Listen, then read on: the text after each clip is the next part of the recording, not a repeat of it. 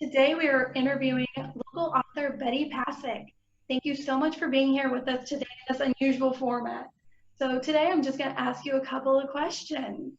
So first off, can you tell me a little bit about yourself and your book?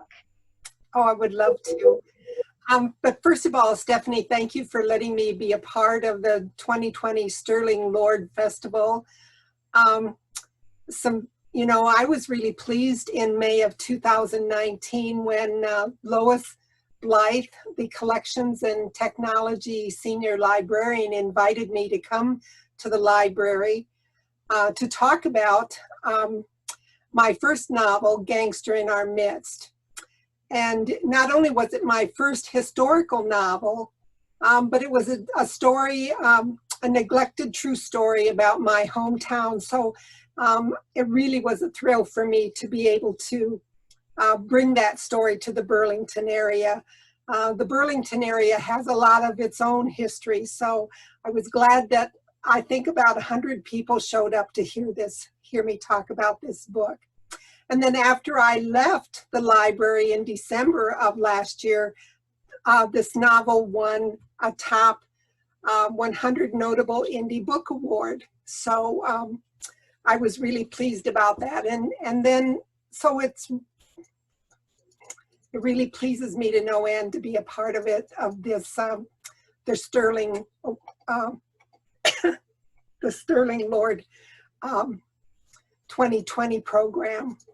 So I wrote this gangster book that's historical crime, a mystery novel. After retiring from 3M Company about a decade ago. I had always planned to write books some days since I was a little girl. And the longer I worked, the less time there seemed to be to write books. So I had to wait until I retired. But this wasn't my first book. I really didn't know if I could write a book. So I thought I would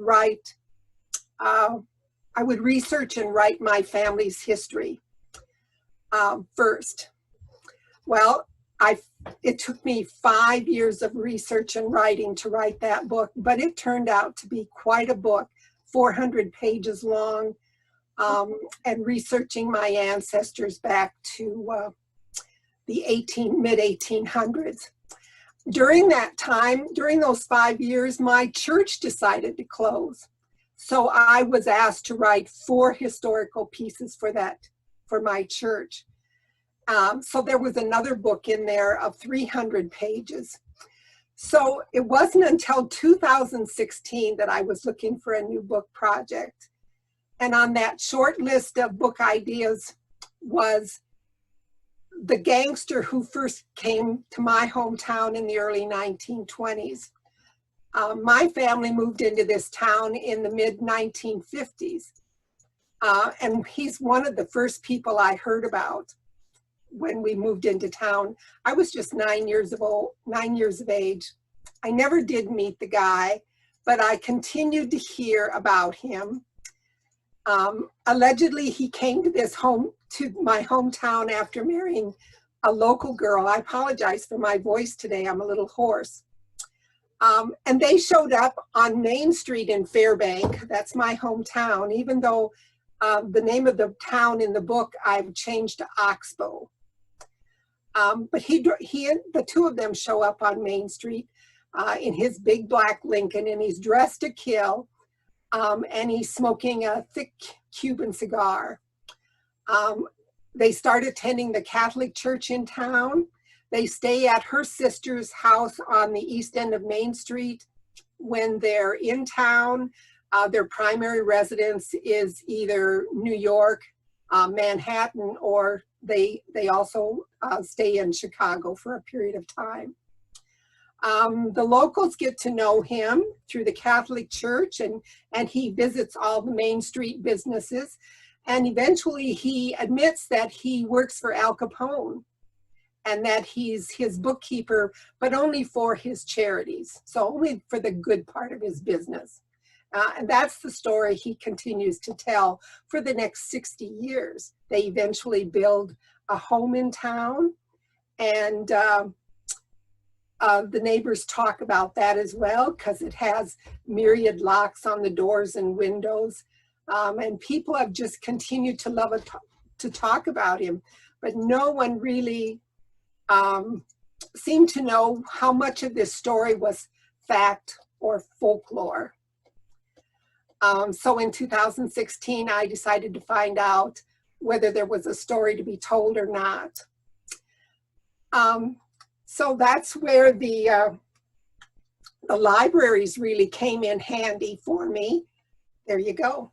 All right. So you can see writing a gangster story, and I had no experience really writing a historical novel before, but I very quickly realized the wide variety of people and places and businesses that I would have to research to be able to tell a historically accurate story. So there was all of the town of my hometown of Fairbank. I needed to research all of the businesses, the churches, the people, and more. The history of the Buchanan County and its people. I needed to have a good working knowledge of Prohibition and all of the gangsters from 1920, from that era. And that meant I needed to, in particular, I needed to discern who were part of Al Capone's, part of his outfit. That's what his group was called, the Outfit. And so I relied on historical societies and libraries across the country. I've listed some of them here, including my hometown is on there. To help me tell this story, I needed to know the biographies of a lot of people. There's an Amish community that's part of the book. The anti-German sentiment in Iowa during World War I. There's a baseball game. A depression happens in this book because it begins in the it begins in 1928 and ends in 1980. So there's really a big 60-year span of time. So that covers a lot of subject matter. So ultimately, you really have to get lucky writing a book like this. Two of my great historical findings were I had many newspaper articles that helped me tell this story. But one of them in particular, I needed concrete proof that this gangster, whose name was Louis LaCava, I needed concrete proof that he was part of the Al Capone organization. So I found him in many places in newspaper articles, and really there were about six libraries across the United States that if I said I needed to find something, they just readily dug in and helped me find it. And this picture here is from 1931.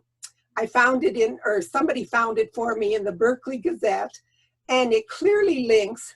This was the first time I had a picture of this gangster.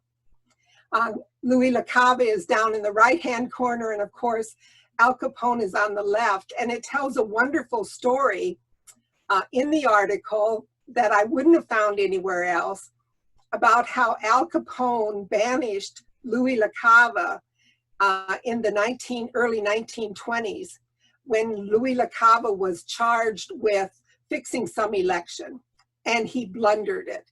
And Capone was so angry with him that he banished him from Chicago, said, "Get out of here or I'm going to have to kill you."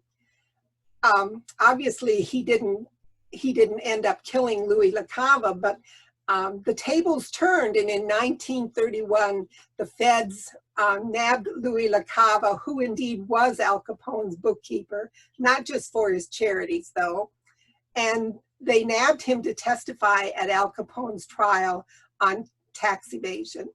So the tables were turned here all of a sudden, and that's what this article is about. So it gave me a real insight to the storyline there, and there was concrete proof. The two of them were in a picture together in a newspaper.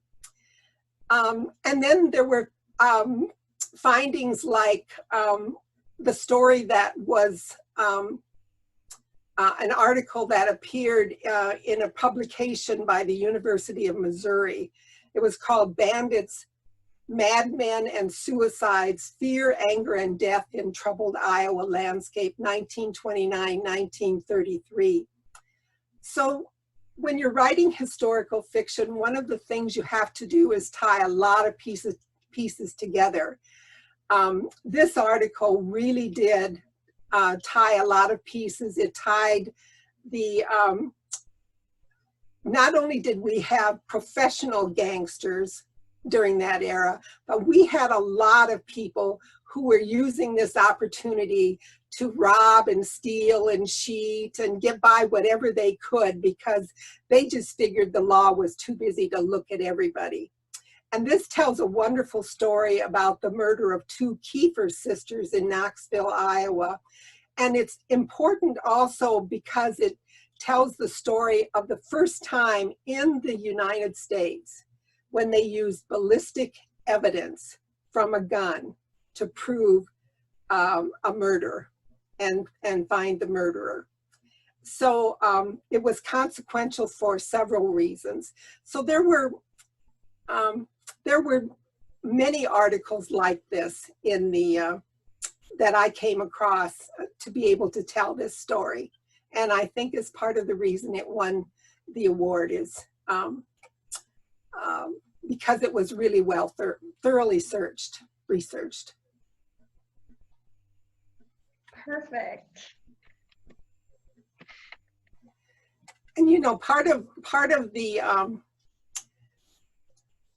the research I also had to do was to research or interview lots of local people in my hometown. One of them was a woman called Burley Hahn. She was 100 years old at the time that I interviewed her. Although her mind was still sharp as a tack, she'd been born in my hometown and never left. And then more importantly, she was the daughter of the town marshal for 33 years.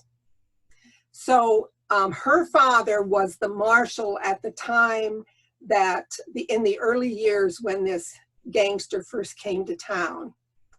And I base his character on someone by the name of Sweeney Delaney. The real Bill Hahn was German, but I needed to tell an Irish piece of the story, so I changed this character into an Irish marshal, which was a lot of fun. Burley had a lot of wonderful stories to tell. One of them was about the day her father told the family over an evening meal. She had her parents and then she had one sister. And over the evening meal, he announced to them that he'd received a police bulletin that he was to beware of a man in the area who was part of a big mob. He was a really bad man. He'd robbed and shot someone, and they thought he might be in the area. Well, lo and behold, it isn't too long before he shows up in town, and the story begins from there. Now, Burley had published her own memoriam, but she didn't really ever include anything more than a couple of lines about this gangster, which made me, and she did it without naming him, which made me wonder if she was still afraid to put his name in print. Burley passed away in 2018, as well as many others who helped me tell this story.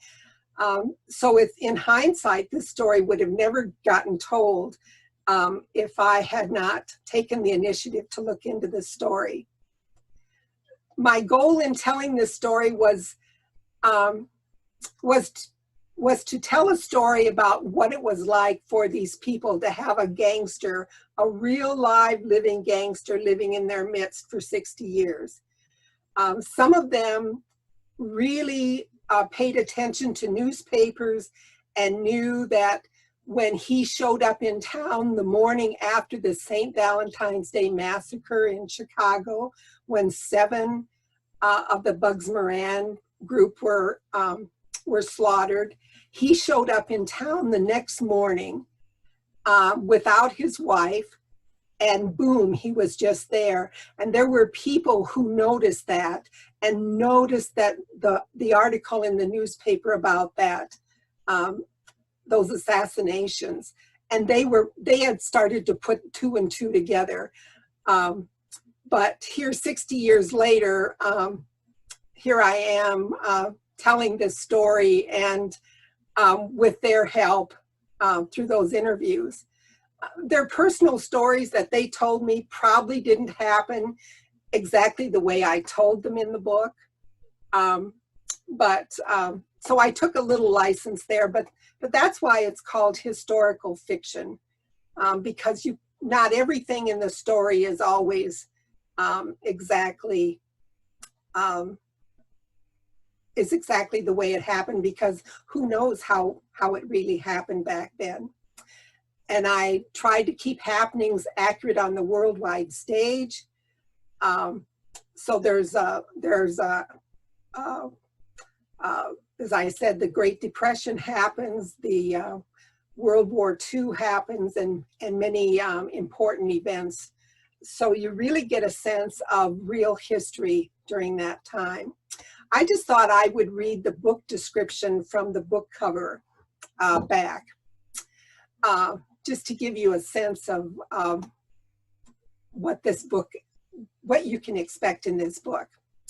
So it says, Oxbow, Iowa was similar to most small railroad towns in the Midwest in the 1920s, populated with Germans, Scandinavians, and Irish, where Roman Catholics and Protestants lived clustered lives, separated by the Wapsipinicon River, a hamlet known for its island park, the site of baptisms, picnics, and amateur boxing matches. Unique for its Wiltsey Hotel, one of the better class of smaller hostelries of the state, and a flagpole set dead center in Main Street, a concrete reminder to follow the rules. Prohibition overnight threw the whole nation into a tailspin, Chicago quickly gaining the reputation for its underworld jungle. Oxbow, too, grew its own crop of bootleggers. One day, a mystery man showed up in Oxbow's Main Street, and clinging to his arm was an area girl, Josephine. The phlegmatic town marshal, Sweeney Delaney, Walter Bierkoff, a farmer and a man of keen curiosity, and the perspicacious Father John Halpin, priest at the I.C. Catholic Church, all soon suspect him of being a gangster for Al Capone. So as you can tell, I really did find quite a story to tell in this book. Definitely. I look forward to reading it. I think it's a fun read, and I've gotten lots of comments about it, favorable comments that are posted on my page on Amazon. And people can go to my webpage listed on the bottom of the screen here. It's available through I like to pitch independent bookstores because they're really thriving or they're coming back, and I like to give as much business to them as possible. Certainly there are libraries across Iowa that have this book, and then Amazon, Barnes and Noble, Walmart picked it up, and you can also just order it through my webpage. So it's a really fun read. I think if you started, especially whether you're from Iowa or not, it's a fun read, but it'll probably mean more to you if you're an Iowan, because you'll recognize the places and the thought pattern of Iowans and those kinds of things. I grew up in Iowa. I was born and raised there. I moved to the Twin Cities in Minnesota, where I am right now. Speaking from in my basement, on a computer right now during a pandemic. And so I've lived here for 30 years, but before that I was a a homegrown girl from Iowa. Wonderful. And we do have a copy of your book here at the Burlington Public Library. Great. So if anyone's interested in it, it is here. Great. Thank you for taking the time to join us today and share your works with us. Oh, thank you very much for the opportunity to talk about this book, and I look forward to coming back to Burlington soon. We look forward to it. All right. Thank you, Stephanie. Thank you.